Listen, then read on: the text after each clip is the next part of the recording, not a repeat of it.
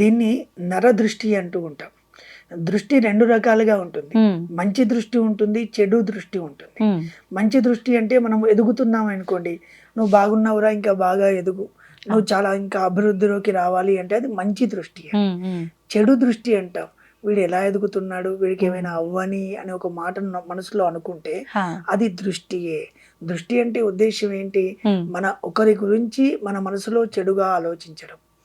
చెడుగా ఆలోచించడం ఏంటి, వీడు పడిపోని, వీడికి ఏమైనా అవ్వని అను, లేకపోతే వీడు ఇంత ఎత్తుకు ఎలా ఎదుగుతున్నాడు అనుకోవడము. అంటే వీడు బాగుపడిపోతున్నాడు, మేము మాత్రం ఇక్కడే ఉన్నాము అనుకుంటూ ఉంటారు. అంతే, దీన్ని దృష్టి అంటాం. నమ్మొచ్చు అంటారు, తప్పకుండా నమ్మొచ్చు. మూఢనమ్మకం కాదా? కాదు కాదు, నరదృష్టి ఉంటది.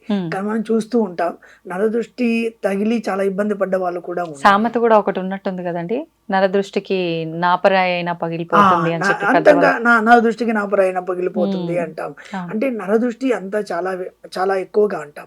ఈ నరదృష్టి అనడంలో కూడా మనం ఏమనుకుంటామంటే ఎదుటి వ్యక్తి మనల్ని ఏదైనా ఇబ్బందిగా మాట్లాడడం, కానీ ఆయన చూపు బాగాలేదు. కొంతమంది చిన్నపిల్లలు, ఉదాహరణకి ఇంట్లో అన్నం పెడుతూ ఉంటారు చిన్నపిల్లలకి, ఎవరైనా వస్తూనే అక్కడి నుంచి ఖాళీ చేస్తూ ఉంటారు. ఎందుకంటే దృష్టి పడుతుందేమో అని చూస్తూ ఉంటాం. అది కూడా వాళ్ళకి కనిపిస్తూ ఉంటుంది, కడుపు రావడమో లేకపోతే ఏడవడమో ఏదో చేస్తూ ఉంటారు. కొంతమంది దృష్టి కొద్దిగా ఇబ్బందిగా ఉంటుంది, దాన్ని నరదృష్టి అంటాం.